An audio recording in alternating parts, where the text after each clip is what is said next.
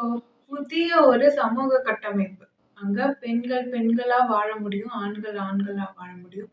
முதல்ல அதுக்கு பெண்கள் பெண்ணா என்னன்னு தெரிஞ்சுக்கணும். ஆண்கள் ஆண்னா என்னன்னு தெரிஞ்சுக்கணும் இல்லையா? சோ கட்டமைப்புல பெண் எப்படி வாழ்ந்திருக்கா இவ்ளோ வருஷமா? ஆண் நினைக்கக்கூடிய பெண் எப்படி இருப்பாளோ அந்த மாதிரி அவ வாழ்ந்திருக்கா. ஆண் மாதிரி தான் வாழ்ந்திருக்கா. இன்னும் பெண்ணா அவ வாழல. அவளோட பவர் என்ன அப்படின்றதே அவங்களுக்கு தெரியல. ஒரு ஆண் தன்னை எப்படி இருந்தா நேசிப்பான், விரும்புவான் அப்படின்றதுக்காக அவ தன்னைத்தானே மாத்தி அமைச்சுக்கிட்டாலே தவிர, ஒரு பெண் எப்படி இருக்கணும்ன்றத மறந்தாச்சு. அடுத்த தலைமுறைக்கு இதுதான் பெண் அப்படின்னு நாம வாழ்ந்து காட்டணும். அது வந்து ரொம்ப முக்கியம். நல்ல தாட்ஸ், அப்புறம் எமோஷனல் டிசிப்ளின் ரொம்ப முக்கியம். ஆண்கள் வந்து அவசரப்பட்டு எமோஷனலா கூட ரியாக்ட் பண்ணிடலாம். ஆனா பெண்கள் பண்ணக்கூடாது. யோசிச்சு நிதானமா ரியாக்ட் பண்ணணும். எமோஷனல் இன்டெலிஜென்ஸ் பெண்களுக்கு இயல்பாவே இருக்கும். அதுல எமோஷனல் டிசிப்ளினும் கொஞ்சம் ஆட் பண்ணோம் அப்படின்னா அது மரபுலையும் கலக்கும். அடுத்தடுத்து அந்த இது ஜென்ரேஷன்ஸ்ல ரன் ஆகும். எல்லாருக்கும் மதிப்பு கொடுங்க, ரெஸ்பெக்ட் பண்ணுங்க, மரியாதை செலுத்துங்க பெண்கள். ஆனா கெமிக்கல்ஸ் எந்த நேரத்துல எப்படி வேணா மாறும், நம்பாதீங்க. நியூரலா கனெக்ட் பண்றதுக்கான ப்ராஜெக்ட் வந்து நான் சொல்லியிருந்தேன். ஸோ அது எடுத்துட்டு வர்றது என்னோட பொறுப்பா நான் கருதுறேன். அது எப்படியாவது நான் செத்தாலும் பரவாயில்ல, அது எப்படியாவது நான் எடுத்துட்டு வருவேன். ஸோ அப்படி கொண்டு வந்தாச்சு அப்படின்னா அப்போ நாம எல்லாருமே மனசுல என்ன நினைக்கிறாங்கன்னு ஒருத்தருக்கு ஒருத்தர் கேட்க தான் போகுது. ஒளிவு மறைவு இருக்க போறது கிடையாது. ஒருத்தங்க எப்படிப்பட்டவங்க நினைவு குவியலா ஒருத்தங்களை பார்க்க முடியும். நல்லவங்களா கெட்டவங்களான்னு தெரிஞ்சிட போகுது இல்லையா? ஸோ அப்படி இருக்கக்கூடிய பட்சத்துல அவங்க ஏதாவது கெடுதல் அப்போதைக்கு நமக்கு நினைச்சாலுமே அவங்க செய்ய போறது கிடையாது. நினைச்ச மாத்திரத்துல வெளியே தெரிய போகுது. கெமிக்கலி எல்லாரும் பேலன்ஸ்டா இருக்கிறதுனால கெட்ட எண்ணங்கள் எழப்போறது கிடையாது. ஆணுக்கும் சரி, பெண்ணுக்கும் சரி, எல்லாருக்குமே. அப்படி இருக்கும்போது அந்த சமூகத்துல நீங்க சுதந்திரமா நல்லா வாழலாம். பெண் பெண்ணாக, ஆண் ஆணாக. இப்போ இருக்கக்கூடிய இந்த கட்டமைப்புல எப்படி வாழணும் இந்த நெருக்கடியான சூழ்நிலையில அப்படின்றத மட்டும் நான் இப்ப சொல்றேன். ஸோ யாரையும் ட்ரஸ்ட் பண்ணாதீங்க. உங்களோட வயசு மூர்த்தவங்க ஆண்கள் அப்படின்னாலுமே, வயசு இளையவர்கள்னாலுமே, எப்படி இருந்தாலுமே உங்க கண்ணோட்டம் பரிசுத்தமா இருக்கும். ஆனா அவங்களுக்கு அப்படி இருக்கும்னு சொல்ல முடியாது. ஸோ அதனால உங்களை மாதிரியே எல்லாரும் இருப்பாங்கன்னு நீங்க நினைக்காதீங்க. அவங்க என்ன நினைப்பாங்க, அவங்களுடைய எண்ணங்கள் கெமிக்கல்ஸ் மோசமா இருக்கிறதுனால எண்ணங்கள் மோசமா இருக்கும். அவங்கள மாதிரியே தான் எல்லாரும் இருக்காங்கன்னு அவங்க நினைப்பாங்க. நீங்க கனிவா ஒரு விஷயம் செஞ்சா கூட அந்த பொண்ணுக்கு என் மேல இன்ட்ரெஸ்ட் இருக்கு, அதனாலதான் அந்த பொண்ணு இப்படி செய்துன்னு பேசுவாங்க. ஸோ அதனால யோசிச்சு செய்யுங்க எது பண்றதா இருந்தாலும். அதே மாதிரி உங்களுடைய அடுத்த சந்ததிக்கு, உங்களுடைய மகன்களுக்கு பெண்ணை எப்படி மதிக்கணும் அப்படின்றத நாம சொல்லி கொடுக்கணும். அதை கடத்தணும். ஒரு நல்ல பெர்செப்ஷனை அந்த ஆண் சமூகத்திற்கு, அடுத்த ஆண் சமூகத்திற்கு நாம விதைக்கணும். அது ரொம்ப முக்கியம். பெண்கள் அவங்களோட வொர்த்தை தெரிஞ்சுக்கணும். பெண்கள் அவங்களோட வொர்த்தை தெரிஞ்சுக்காம பெண்களே நிறைய பேர் வந்து ஆண்கள் ஆதிக்கமிக்க இந்த சமூகத்துக்கு தான் வந்து அவங்களுடைய ஆதரவை தெரிவிக்கிறாங்க. பெண் பலவீனமானவள் அப்படிங்கறதுல வந்து அவங்க ஏத்துக்கிறாங்க. ரொம்ப சந்தோஷமா ஏத்துக்கிறாங்க. காரணம் என்னோட வாழ்க்கை முடிஞ்சு போச்சு. என்னோட வாழ்க்கையில என்னை இப்படிதான் வாழ வச்சாங்க. அடுத்த தலைமுறை பெண்களும் இப்படிதான் போகணுன்ற மாதிரியான ஒரு எண்ணம் வருது பெண்களுக்கு. முந்தைய தலைமுறை பெண்கள் எல்லாம் இப்படிதான் பண்ணிக்கிட்டு இருக்காங்க இப்போ. நீங்க மட்டும் என்ன ரொம்ப சந்தோஷமா வாழ்றீங்களா? நான்லாம் கஷ்டம் தானே பட்டேன். அந்த குணம் நமக்கு வந்துடவே கூடாது. நம்ம ஜென்ரேஷன் அடுத்த ஜென்ரேஷன் இன்னும் நம்மளை விட நல்லா இருக்கணும் அப்படின்னு தான் நாம நினைக்கணும்.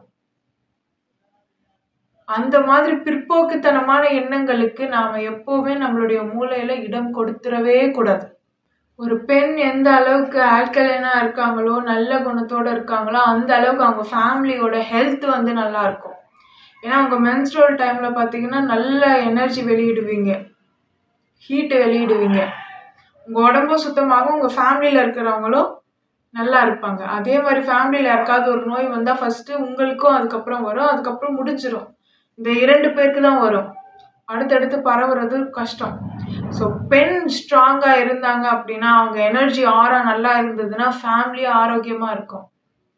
அப்படி இருக்கிற அந்த பட்சத்துல நீங்க ஒரு கேவலமான ஒரு ஃபேமிலியில போய் நீங்க மாட்டிக்கிட்டீங்க அப்படின்னா, உங்களோட ஆரா ரொம்ப டிப்ளீட் ஆகும். சோலுமே அதனால பாதிக்கப்படும். உங்களோட கடமைகள செஞ்சீங்களா? இதுக்கு மேல இந்த ஃபேமிலியோ, இந்த ஸ்ட்ரக்சரோ என்னுடைய ஆன்மாக்கு சர்வ் பண்ணல அப்படின்னு நீங்க நெனச்சீங்கன்னா, ஒரு வேலைன்னு ஒண்ணு உங்களுக்கு இருக்கு அப்படின்ற பட்சத்துல, தயவு செஞ்சு உங்க சோலுக்கு எது ஃபீட் பண்ணுமோ, உங்க சோலுக்கு எது சர்வ் பண்ணுமோ, அந்த விஷயங்கள செய்ய ஆரம்பிங்க. அந்த குடும்பம் அப்படின்ற சுழற்சியிலேயே போய் உழன்று திரியாதீங்க. நான் ஒரேடியா துறவறம் அப்படின்னு சொல்ல வரல. அது சரின்னும் சொல்லல. ரொம்ப ஆல்கலைனா போறதும் தப்பு. ரொம்ப அசிடிக்கா இருக்கிறதும் தப்பு. நடுநிலையா இருங்க. காலம் மாறும். மாறுற வரைக்கும் வெயிட் பண்ணுங்க. எப்பவுமே நமக்கான ஒரு காதல் இணை இருந்தாங்க அப்படின்னா, நம்மளோட ஆரா ஆம்பிளிஃபை ஆகும். அவங்களோட கெமிக்கல் காம்போசிஷன் நம்மளோட கெமிக்கல் காம்போசிஷனுக்கு ஒரு செயின் ரியாக்ஷன் இருந்துகிட்டே இருக்கும். ஆரா நல்லா டெவலப் ஆகும். ஸோ அதுதான் சரி. அப்போ முன்னாடி இருந்த தலைமுறை வரைக்கும் இந்த கல்யாணம் அப்படிங்கிறது இந்த மரபை முருகேற்றுறதுக்காக மட்டுமே இந்த கல்யாணம்ன்றது கையெடுக்கப்பட்டுச்சு. நீங்க அரேஞ்ச் மேரேஜ்ல ஒரு நபரை திருமணம் செஞ்சு கொள்ளல அப்படின்னா, உண்மைய சொல்லணும்னா அந்த நபருக்கு காதலிச்சு அவருடைய பண்புகளை வெளிக்காட்டி இன்னொரு பெண்ணை வந்து திருமணம் செஞ்சுக்கக்கூடிய அந்த அளவுக்கான ஒரு தன்மையோ குணமோ வந்து இருக்காது. ஒரு ஆணுக்கான இயல்பு என்ன அப்படின்னா, தன்னுடைய குணத்துல வந்து சிறந்து விளங்கணும். விளங்கி ஒரு பெண்ணை என்ன பண்ணணும், அவங்க வந்து இணையா அட்ராக்ட் பண்ணணும். பறவைகளை பார்த்தாலும், விலங்குகளை பார்த்தாலும், பூச்சியை பார்த்தாலுமே இதுதான் ஆணினுடைய பேசிக் குணமே. ஆனா இது அப்படியே பெண்ணுக்கு அவங்க மாத்திட்டாங்க. நீங்க என்ன பண்றீங்க? அழகா அலங்கரிச்சுக்கிறீங்க. கிடையாது. நமக்காக அலங்கரிச்சுக்கலாம். உணர்வு ரீதியா பாத்தீங்கன்னா, மோஸ்ட்லி பெண்கள் தனக்காக தான் அலங்கரிச்சுக்கிறாங்க. ஆனா ஆண்களுக்கு அது எப்படி தெரியும்? அவங்களுடைய மரபுல அந்த பதிவுகள் எல்லாம் இருக்கிறதுனால, ஒரு பெண் அலங்கரிச்சுட்டு வந்தாலே தனக்காக தான் அவ அலங்கரிச்சிருக்கா அப்படின்னு நினைப்பாங்க. ஸோ ஆணாக இருக்கிறத மறந்துட்டாங்க. அவங்க தன் குணத்துல சிறந்து விளங்கி, அவங்க என்ன பண்ணணும்? அவங்களுக்கான இணையை வந்து அவங்க தேடணும். ஆனா அதை விட்டுட்டாங்க. வேலைக்கு போய் அடிமாடு மாதிரி அவங்களையும் இந்த சமூகம் என்ன பண்ணிருக்கு? கஷ்டப்படுத்தி இருக்கு. பெண்ணை மட்டும் பெண்ணா வாழ விடாம இந்த சமூகம் பண்ணல. ஆணையும் ஆண் தன்மையில வாழ விடாம இந்த சமூகம் பண்ணியிருக்கு. அவங்க வேலைக்கு மட்டுமே போற மாதிரி பண்ணி, அவங்க வேற எதுலயுமே அவங்க சிந்தனையை சிதற விடாத அளவுக்கு அவங்கள அடிமாடு மாதிரி வச்சிருந்து, அப்புறம் ஒரு கல்யாணம் அப்படின் போது அந்த ப்ரெஷர் அவங்களால தாங்க முடியல. அவங்களுக்கும் ஆசைதான். தன் நிலையில இருக்கணும், நல்லா வாழணும். இனி வரும் சமூகத்துல நல்ல கட்டமைப்பை நாம உருவாக்குவோம். மோசமான துணையினால உங்களுடைய ஆன்மாவை அழுக்காக்கிக்காதீங்க பெண்கள். அதே மாதிரி இந்த தலைமுறை, அடுத்த தலைமுறை பெண்கள் எல்லாம் இந்த சமூகத்துல மாற்றம் வரத்துக்கு முன்னாடி திருமணம் செஞ்சுக்காதீங்க. குழந்தைகள் பெற்றுக்கொள்ளாதீர்கள். ஆணுடைய மரபு நல்லா இருந்ததுன்னா அந்த மரபை நீட்சி செய்யறது ரொம்ப நல்ல விஷயமா இருக்கும். ஆணுடைய மரபே நல்லா இல்லைன்னும் போது அது எதுக்கு நீட்சி எடுத்துட்டு வரீங்க? அது ஒரு குழந்தைய பெற்று அதுக்கு வேற கஷ்டப்படுத்தி இந்த சமூகத்துல அதுவும் பெண் குழந்தையா வந்துருச்சுன்னா ரொம்ப கஷ்டம். அதனால இந்த சமூகம் மாற்றம் அடைகிற வரைக்கும் தயவு செய்து அடுத்த தலைமுறையை இங்க கொடுக்காதீங்க, ஏற்படுத்தாதீங்க. அதே மாதிரி நீங்களும் திருமணம் செய்து கொள்றதோ இல்ல வேறு மாதிரியான விஷயங்கள்ல கவனம் செலுத்துறத கொஞ்சம் தவிர்த்துருங்க. மாற்றம் வரும் கண்டிப்பா. ஆக்கப்பூர்வமான மாற்றமா அது இருக்கும். அன்பு வழியில, அன்பு நெறியில அது இருக்கும். ஒரு போராட்டம் பண்ணி அந்த மாதிரிதான் பண்ணணும்னு அவசியம் இல்லை. பெண்களுடைய பலமே ரொம்ப சின்னதா ஒரு மாற்றம் ஏற்படுத்தி சில தேவைகளை உருவாக்கி அதனால சில நிகழ்வுகள் நடக்கிற மாதிரி செஞ்சு மாற்றத்தை ஏற்படுத்துறது தான். இறங்கி போராடி கத்தி ஆக்ரோஷப்பட்டு இப்படி பண்றது வந்து நல்ல பெண்களுடைய குணம் கிடையாது. பார்லிமெண்ட்லயும் குஜராத் போராட்டத்திலயும் என்ன நடந்ததுன்னு எல்லாருக்குமே தெரியும். ஸோ இப்படியெல்லாம் கருத்தியல் கொண்டு இருக்கக்கூடிய ஆண்கள் இந்த சமூகத்துல வாழும்போது கிட்டத்தட்ட எல்லா பெண்களுமே ஒரு அன்சேஃபா ஃபீல் பண்ணக்கூடிய ஒரு சூழ்நிலை அமையுது. அப்படி இருக்கக்கூடிய இந்த பட்சத்துல இது தொடர்ந்தது அப்படின்னா பெண்கள் எல்லாருமே சமூக கட்டமைப்பையும் குடும்ப கட்டமைப்பையும் கைவிடக்கூடிய சூழ்நிலை ஏற்படும். அதனால இப்பவே இந்த மாற்றத்திற்கு பெண்களே அடித்தளம் விடுறது ரொம்ப சிறப்பா இருக்கும். அதனால ஆண்கள் வர்க்கத்து மேலே வெறுப்பு காட்டணுமா அப்படின்னா கிடையாது. இது ஒரு நோய் மாதிரி. அமிலம் மிதமிஞ்சும் போது தன்னிலை அறியாத ஒரு நோய் மாதிரி. ஸோ இத தாண்டி அவங்க வர்றதுக்கு பெண்களும் உதவி செய்யணும். அடுத்த தலைமுறை ஆண்கள நீங்க ஆண்களே இப்படிதான், அப்படிதான்னு சொல்லி வெறுத்துட்டே இருந்தீங்கன்னா, அவங்களுக்கு ஆல்ரெடி அமிலம் அதிகமா இருக்கு. ஸோ அதனால நாம வெறுக்கிறத கைவிட்டுட்டு மாற்றம் வரும்னு நம்பணும். மாற்றத்திற்கு சில விஷயங்கள நாம முன்னெடுக்க வேண்டியதும் இருக்கும். அதுல ஒரு விஷயம் நாம நம்மள கண்ணியமா மாத்திக்கிறது. ஒரு பெண்ணா எப்படி இருக்கணும்ன்றத நாம உணர்ந்து ஒரு டிவைன் ஃபெமினைன் மாதிரி நம்மள நாம வச்சுக்கிறது. அப்போ அப்படிப்பட்ட பெண்கள் வேணும் அப்படின்னா, அப்படிப்பட்ட பெண்களுக்கு சரிசமமா இருக்கணும்னா, ஆண்கள் கண்டிப்பா என்ன பண்ணுவாங்க? மாற்றத்திற்கு உட்படுவாங்க. ஏன்னா ஆணினுடைய ஜீன்லயே அது இருக்கு. அந்த பெண் வேணும்னா அவங்க என்ன பண்ணுவாங்க? அதற்கான சில முயற்சிகள அவங்க செய்வாங்க. தன்னைத்தானே மாத்திப்பாங்க.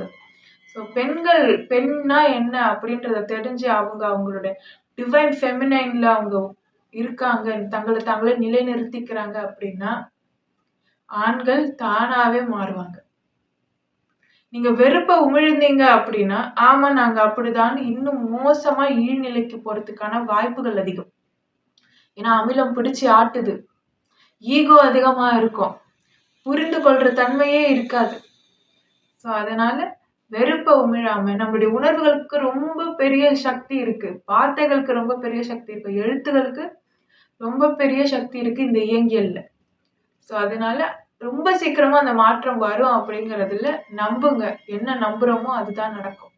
அதே போல பெண்கள் நான் கெரியர்ல நான் சாதிச்சுட்டேன். இதுதான் சாதனை அப்படின்னு சொன்னீங்கன்னா கிடையாது. உங்க சோல்ல நீங்க எப்படி வச்சிருக்கீங்க அப்படின்றது தான்.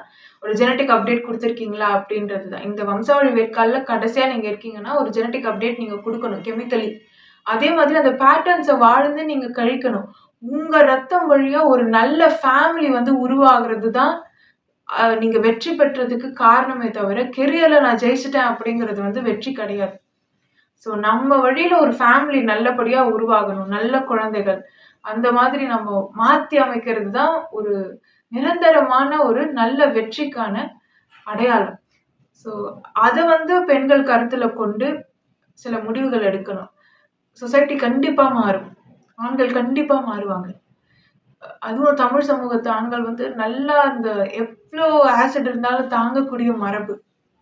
அதனால மாற்றம் நல்ல முறையில நடக்கும்.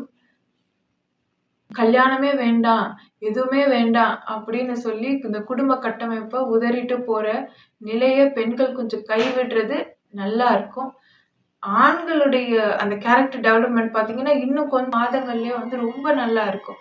அப்பல்லாம் பெண்கள் இந்த மாரி முடிவெடுத்த பெண்களே மறுபரிசீலனை செய்ற அளவுக்கு கூட வரலாம். எல்லாமே அவேக்கனிங் ஆகுற டைம் இல்லையா இது? ஸோ நன்றி. Love is God.